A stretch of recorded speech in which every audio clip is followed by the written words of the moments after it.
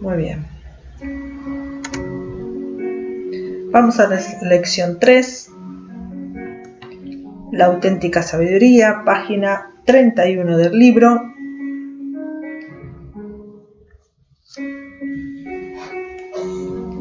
Y la auténtica sabiduría se basa en Dios y en su revelación a través de su palabra, ¿sí?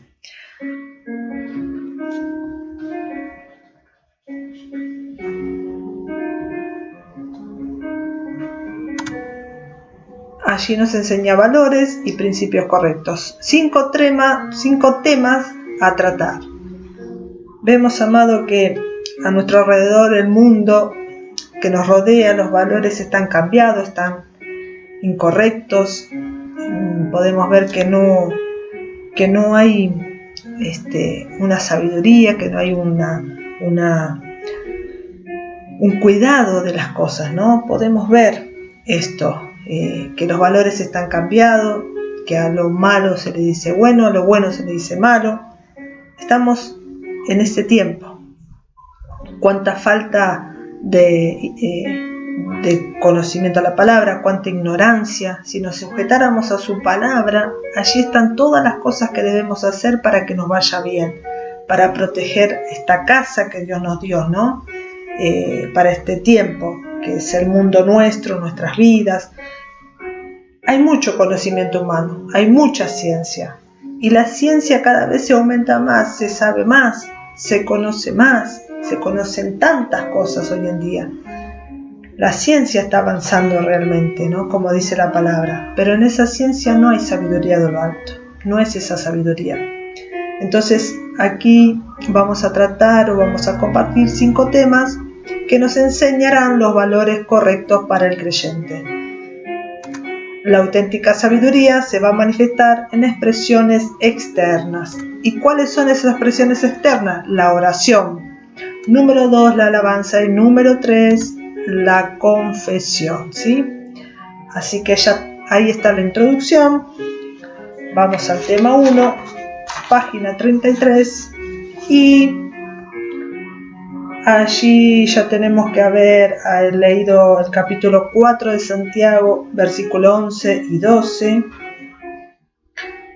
Bien, el tema 1, las calumnias. Y comienza el versículo 11 diciendo: no murmuréis o no difaméis o no condenéis los unos a los otros. La raíz de la palabra no murmuréis es detracciones, ¿sí? Detracciones, del griego katalalein, y significa el acto pecaminoso de aquellos que se reúnen en grupos pequeños para hablar mal de alguien que está ausente. Cuentan determinadas cosas de su vida que les llegó a través de rumores que destrozan la reputación y el buen nombre de aquel que no está presente para que pueda hacer su defensa. Esto es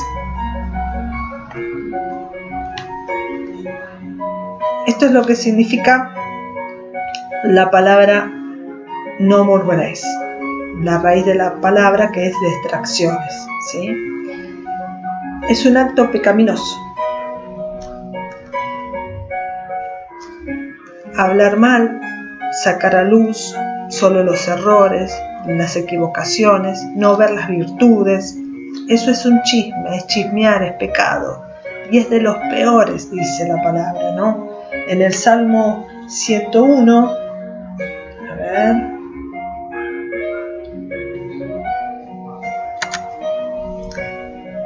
ahí vamos, Salmo 101, al que solapadamente infama a su prójimo, yo lo destruiré, no sufriré al de ojos altaneros y de corazón vanidoso, dice la palabra en el Salmo 101.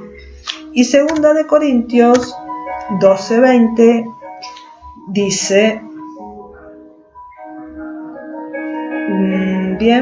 dice, pues me temo que cuando llegue no os halle tales como quiero, dice Pablo, y yo os he hallado de vosotros cual no queréis, que vaya haya entre vosotros contiendas, envidias, iras, divisiones, maledicencias, murmuraciones, soberbias, desórdenes. Esa es la palabra. Pablo les hablaba a los corintios y el Señor, el Espíritu Santo, hoy nos habla a nosotros a través de esa palabra, ¿sí? Lo nocivo que es mal hablar, que es murmurar contra los hermanos. ¿Por qué? Porque nos constituimos jueces los unos de los otros y nos olvidamos que hay un solo juez, que es Dios. Él nos ve, Él conoce nuestros pensamientos. Y recuerden a Aarón y a María, ¿no? Cuando murmuraron contra el siervo de Dios Moisés, Él no estuvo cuando hablaban entre ellos, pero Dios escuchó. ¿Y qué pasó? ¿Y qué pasó? Dice la pastora, ¿no? Pasó que Dios envió allí una lepra, y después tuvo que orar Moisés por ello. Entonces, cuando hacemos esto, rompemos la ley de Dios. Por eso debemos examinarnos, debemos cuidarnos. La palabra de Dios dice en el Salmo 139:1, examíname, oh Dios, conóceme, Señor. En el Salmo 26 dice, examíname, oh Dios, pruébame, escudriña mi mente, mi corazón. Así que hay muchas palabras donde realmente Dios nos habla de este pecado. No sirve, somos hijos de Dios. De nuestra boca tienen que salir palabras buenas. Amén.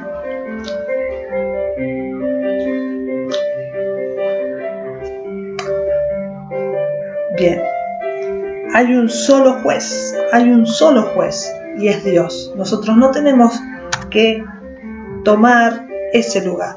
Hay un solo juez, es Dios. Es Él el que va a traer juicio, es Él el que le corresponde decir que está bien o que está mal, ¿no?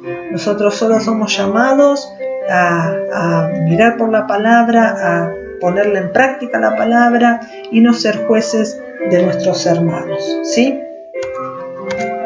Muy bien.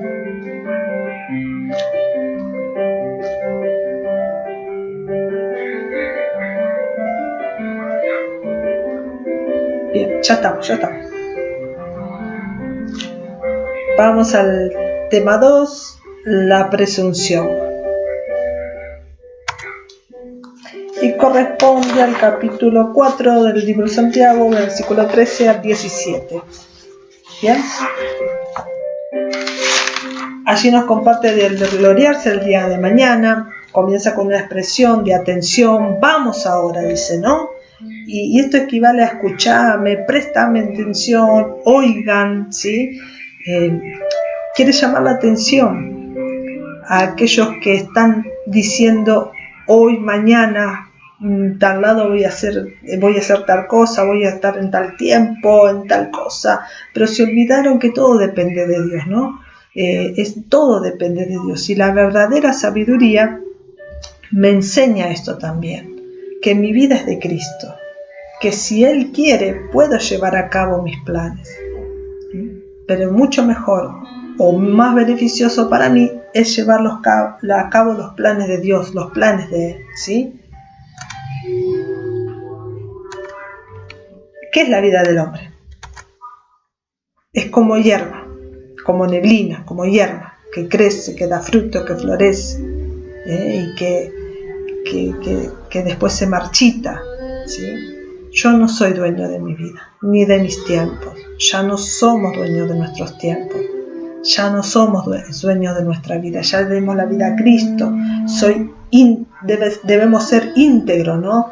Él es mi dueño, Él es mi amo. Ser íntegro, a obedecerle a Él en todas las cosas. Debo obedecerle a Él en todas las cosas. Recordemos que escribe a los que ya conoce o los que deberían conocer. O sea que Santiago me está hablando a mí. ¿Qué estás presumiendo? ¿Qué estás pensando? Vos que decís que voy a hacer esto, voy a hacer aquello, voy a hacer lo otro. No sabemos el día de mañana. Entonces, lo que sí debemos saber, lo que sí sería una muestra de manifestación de la fe, es saber quién es dueño de mi vida. Si el Señor quiere, si el Señor quiere, ¿no? Si el Señor quiere, voy a hacer esto, voy a hacer lo otro, voy a hacer aquello, ¿no? Amén.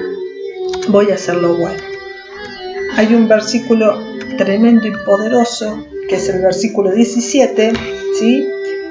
Y al que sabe hacer lo bueno y no lo hace, él es pecado. Tremendo eso, ¿no? Fuimos advertidos, iglesia, fuimos advertidos, ya sabemos. Y en Romanos 8 dice, y sabemos a los que aman a Dios, todas las cosas les ayudan a bien. Constantemente Dios me recuerda de lo que me habló ya. ¿Por qué? Porque somos de olvidar. Por eso también nos enseña el pastor que tenemos que repasar los módulos, el módulo 1, módulo 2, módulo 3, módulo de líderes, módulo de encuentro. Todo esto lo debemos continuamente repasar. ¿Por qué? Porque siempre hay algo, una perla escondida en medio de lo que ya sabemos. Dios ya va a traer más sabiduría para que podamos andar en esa madurez que Él está pidiendo, ¿sí? O sea que este capítulo o esta porción de la Biblia dice, no se gloríen del día de mañana. ¡Ey! ¿Ustedes que piensan que el día de mañana determinado sus tiempos? No, Dios es el que tiene en sus manos nuestros tiempos, ¿no? Así lo dice la palabra. En sus manos están mis tiempos, en sus manos. Así que esto me va a enseñar, el Espíritu Santo me va a enseñar, me va a dar la sabiduría de lo alto, la verdadera sabiduría de lo alto, para poder llevar esa vida agradable a Él. Yo tengo que tener una intimidad con Dios, una intimidad con mi Espíritu Santo, una relación con mi Espíritu Santo, porque Él es el que me va a enseñar todas las cosas. Él es el que me va a enseñar a que yo camine de acuerdo a la voluntad de Dios. Él me va a revelar, como decíamos recién, Él me va a revelar su palabra. Él me va a dar su revelación, no revelación del mundo, no sabiduría de acá, de lo alto, de arriba, de lo eterno, ¿sí? Así que vamos, termina el tema 2 y vamos al tema 3 ahora, ¿sí? El tema 3 dice advertencia a los ricos, ¿sí? Hay una advertencia contra los ricos también. Otra llamada de atención, un grito fuerte, pero ahora para un grupo de personas que poseen bienes, ricos, ¿sí? Y que abusan o explotan a los pobres, de los pobres, ¿sí? Cuánta radiografía de este tiempo tenemos aquí, ¿no? Cuánta imagen, ¿sí?, de estos tiempos tenemos en Santiago. Santiago aquí habla o escribe, mejor dicho, en un tono de profeta. Santiago nos sigue enseñando el amor tan grande de Dios, que no quiere que nadie se pierda. Nos da oportunidad a todos, aún a los ricos, ¿no? Le dice, ahora ricos llorad, aullad, tus riquezas están podridas, la ropa comida por polilla, ustedes están confiando en las promesas, en los bienes que tienen. Santiago sabe y tiene una visión clara del futuro. Miserable de esta clase de gente, que los bienes, que las riquezas materiales, que fueron ganados injustamente por ellos, no son malos ni pecaminosos, ¿no? Pero había ricos que llevaban esa condición engañando, explotando, engañando al obrero, como ahora, ¿no? Al extranjero, ¿no? Hay una fuerte cuidado de Dios, para el extranjero, porque el mismo pueblo de Dios fue extranjero en otra tierra, fue extranjero. Y dice, no se olviden, ustedes fueron extranjeros, ustedes vivieron ese momento, ustedes están haciendo lo mismo con esas personas, se están olvidando de lo que Dios hizo con ellos. Esa injusticia clama a los oídos del Señor. Entonces, esto existió en el primer siglo del cristianismo y perdura en el tiempo de hoy. ¿Puede cambiar esto? Claro que sí, claro que sí, claro que sí. Cuando dejamos que el gobierno espiritual de Dios se instale en nuestras vidas, cuando el reino de Dios es implantado en el corazón, puede cambiar esto. Así que hay 5 acusaciones en este pasaje. acumularon riquezas sin darles el uso correcto. La número 1. ¿Para qué tanto? ¿Para qué tanto si no le das el uso correcto? Para que se arruine, para que lo coma la polilla, lo corroa el orín, dice la palabra también. Así que la segunda acusación es: retuvieron engañosamente el jornal de sus obreros. Retuvieron engañosamente el jornal. Dice la palabra: no pondrás bozal al buey que trilla, el obrero es digno de su jornal, de su trabajo. Engañaban, retenían, ¿sí? ¿Para qué? Para su provecho, para su provecho. La tercera acusación es: vivieron en deleites y ociosidad. Vivieron en deleites y ociosidad. No prestaron atención a los que tenían necesidad, sino que eran egoístas, ¿sí? Eran egoístas, eran para ellos, solo para ellos. No vieron esa radiografía del mundo. El egoísmo estaba dentro. Todo lo que tenía era solamente para ellos. Se confiaron en las riquezas, confiaron y solamente las dejaron para ellos, ¿sí? Y fueron ociosos. Y las riquezas eran para ellos su Dios. Y el cuarto, dicen: oprimieron al inocente trabajador. ¡Wow! Es una lucha manifiesta, ¿no? Contra la injusticia de esa clase que estaban acomodadas, ¿no? Tremendo. Oprimieron al inocente, al que trabajaba. Y la quinta acusación es: mataron al justo. Lo mataron. ¡Wow! El justo, del versículo 6, dice que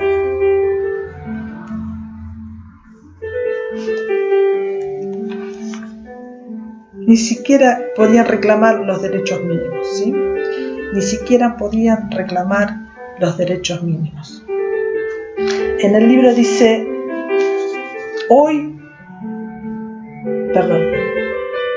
vamos a leer acá, dice: el justo, del versículo 6, es el pobre a quienes los ricos habían condenado y dado muerte, y de quienes no podían hacer nada a causa del desamparo, ni siquiera reclamar sus derechos mínimos. Hoy esto es diferente en muchas regiones. Hoy hay derechos, el trabajador tiene derechos y medios para expresar su descontento y ofrecer resistencia a sus empleadores si estos aún actúan en injusticia, ¿no? Hay derechos hoy, pero también a veces hay abusos en esos derechos, ¿no? Así que allí está también una radiografía de este tiempo, donde Santiago le está diciendo a sus hermanos, ¿no? A los de su pueblo, a los que conocían de las leyes, pero que también estaban conociendo de la ley de la libertad de Cristo, ¿no? Del Evangelio de Cristo, estaban acumulando riquezas sin darle el uso correcto, estaban dejando que el pecado esté en sus vidas, ¿no? Y ponían pecado tras pecado, ¿no? Culpa tras culpa venía sobre ellos, ¿no? Y mataron al justo. Esto es tremendo, ¿no? Mataron al justo. Así que ahí está el capítulo, mejor dicho, el tema 3 que hemos visto. Era una dura advertencia a los ricos también, ¿sí? Para ellos también había allí un llamado de atención, y ahí podemos ver el tremendo amor del Señor cuando llama a todos quiere que llame, todos quiere que vengan a la salvación. Estaban tratando de enseñarles que estaba haciendo algo que no estaba bien y que se vuelvan, ¿no? Y qué bueno es esto, porque sabemos que Dios ama a aquel que se arrepiente, ¿no? Aquel que con un corazón sincero se acerca a Él y le dice: yo estuve haciendo esto, te pido perdón, recibo a Cristo, esos pecados le son perdonados porque realmente se lo entrega al Señor, ¿no? Así que ahí termina el tema 3, vamos al tema 4, y vamos a tema 4, página 40, la paciencia de los cristianos, ¿sí? Y en esta porción o en este tema vamos a tratar la paciencia de los cristianos, como recién dijimos, y esto está en el capítulo 5, del versículo 7 al 12, ¿sí? Muy bien. 5 veces nombra la paciencia, que es el fruto del Espíritu Santo, ¿sí? 5 veces nombra en este pasaje la paciencia, la palabra paciencia. Y la palabra paciencia, ahora sí, es el fruto del Espíritu Santo, ¿sí?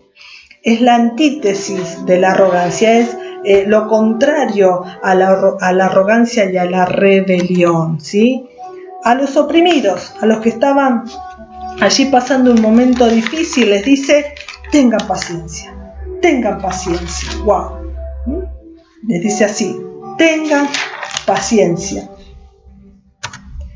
soporten la injusticia. ¿Y qué está haciendo? Le está dando una esperanza, le está dando una salida.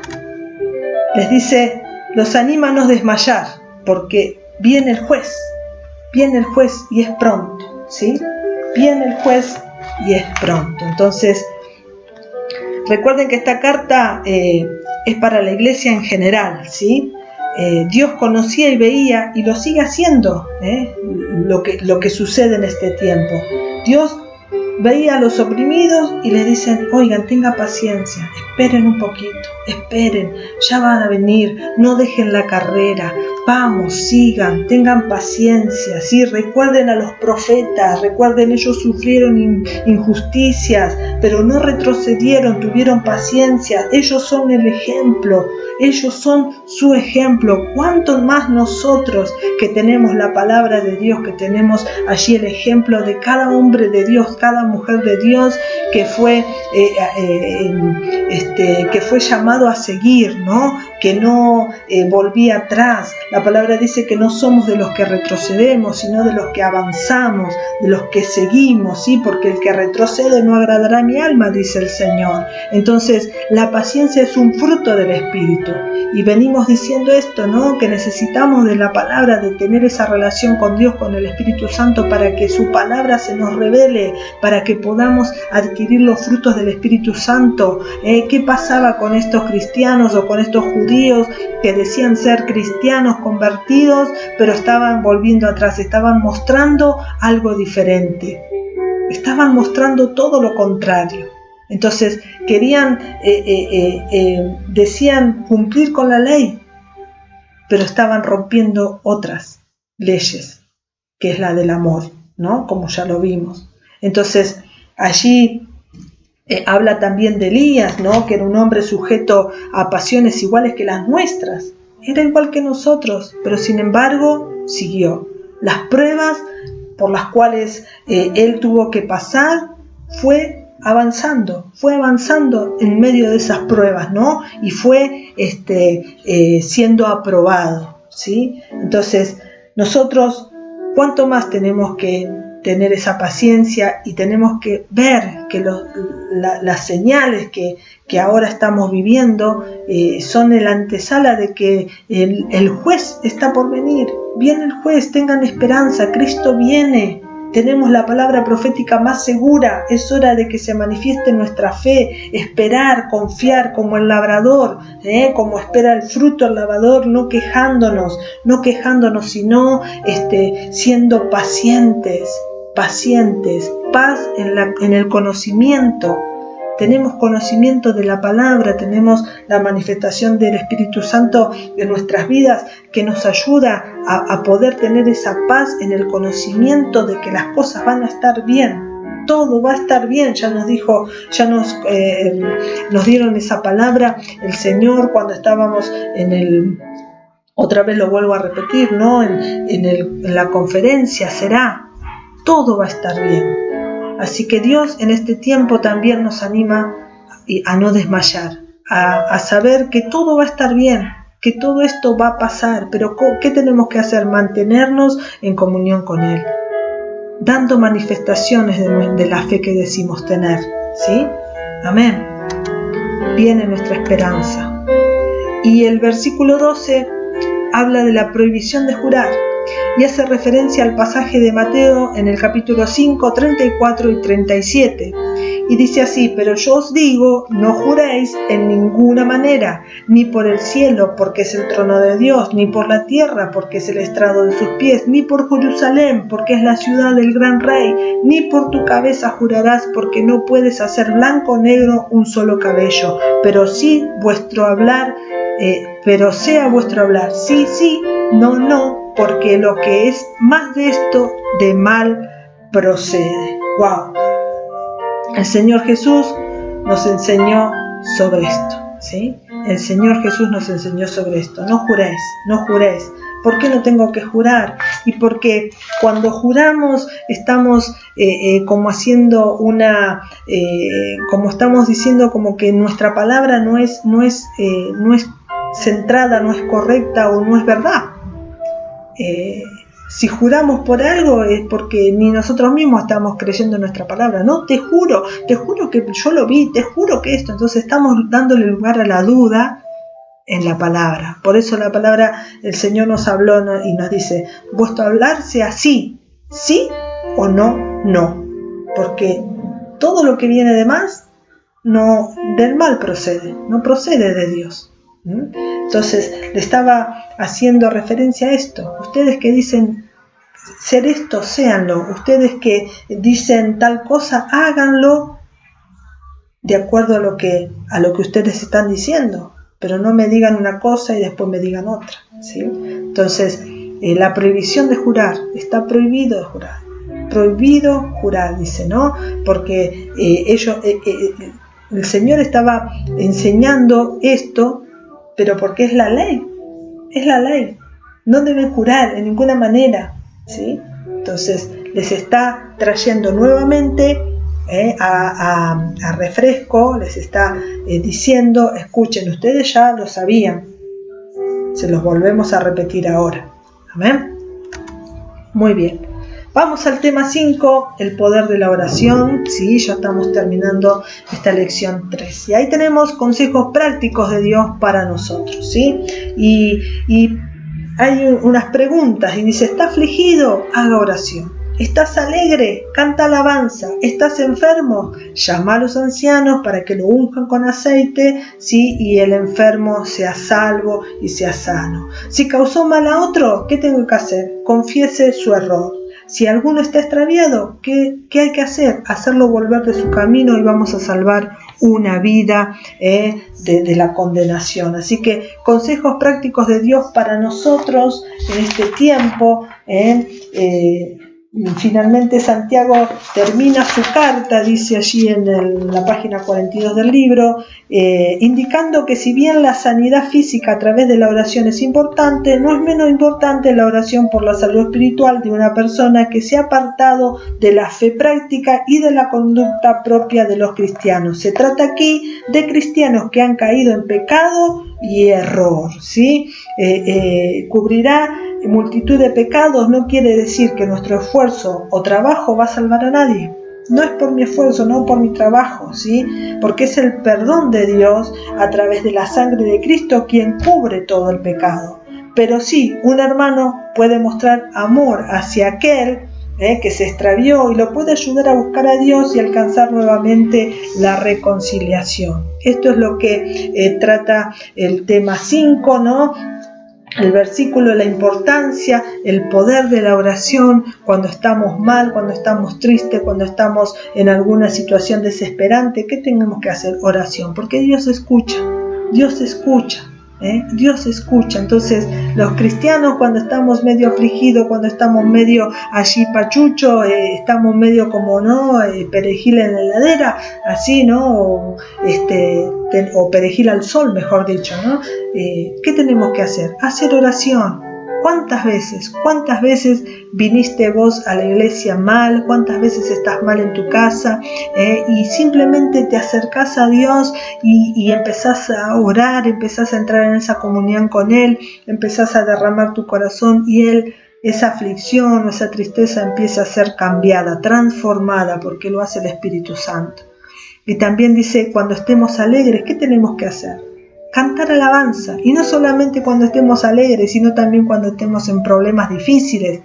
Allí compartía también por Facebook el otro día que hay un corito rema para mí, ¿no? Un coro que se me hace carne, porque fue en momentos difíciles que escuché ese corito y a mí me levantaba muchísimo, ¿no? Sentía el poder de Dios, y ese corito es: ay, qué bueno es alabar a Dios cuando las cosas te salen bien, pero yo le alabo en mi quebranto a este Cristo Santo que se glorifica dentro de mí. Qué bueno es poder cantar alabanzas todo el tiempo, cantar himnos, ¿no? Ahí yo les compartía del himno, aunque los himnos parecieran medios así, ¿no? Como tranquilos, ¿no? Pero tienen un poder la palabra, porque tienen poder desde qué lugar fueron hechos esos himnos, desde qué lugar salieron esas palabras, ¿no? Desde un lugar de aflicción, de un lugar de opresión, salieron palabras para Dios, ¿no? Y otra de las cosas es: está enfermo, hay alguien enfermo, llame a los ancianos para que oren por él. El poder de la oración, y le unjan con el aceite, la unción. El aceite era la señal del Espíritu Santo, es la señal del Espíritu Santo. Ungir, llamar a los que realmente tienen esa unción y ese permiso para hacer esto, no cualquiera, a los ancianos, dice, ¿no? Para que esa oración va a salvarlo. Y si causamos mal a otro, y confesar, a Dios le atrae cuando uno confiesa, cuando uno saca, confiesa su error, confiesa su pecado, porque eso trae restitución también, trae perdón y trae restitución. Entonces, ¿está alguno extraviado? Hagamos volver de su camino y salvará una vida, dice la palabra, ¿no? Con mansedumbre, con espíritu de mansedumbre. Buscarlo, mostrarle que está haciendo mal, ¿no? Así que quiero usar este momentito también para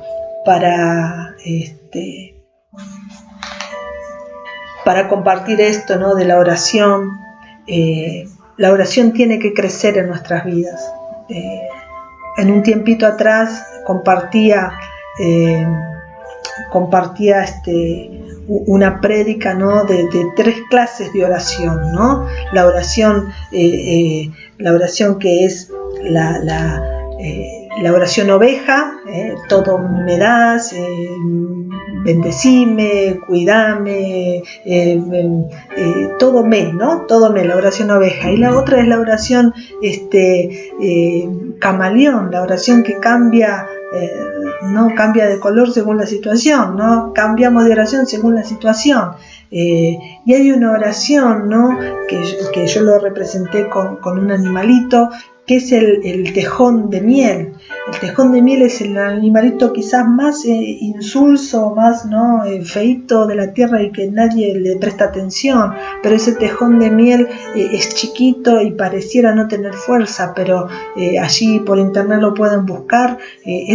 Se convierte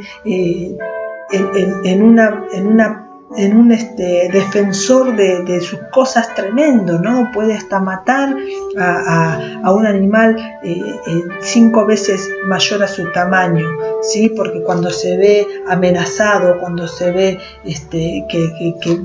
que lo vienen a enfrentar, ¿no? Entonces él se llena de esa fuerza y saca sus garras, y es tremendo, ¿no? Y puede destrozar hasta un buey gigante, un buey o sea que son 5 veces su tamaño. Entonces, ¿a qué me quiero referir a esto? Que nuestra oración, en el poder del Espíritu, ¿sí? Puede destruir cualquier cosa, porque es el Espíritu Santo en nosotros.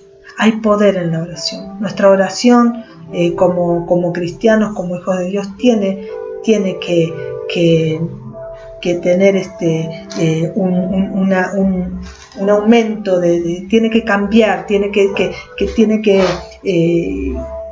aumentarse esa oración, ¿no? Tiene que tener ese poder la oración para nuestras vidas.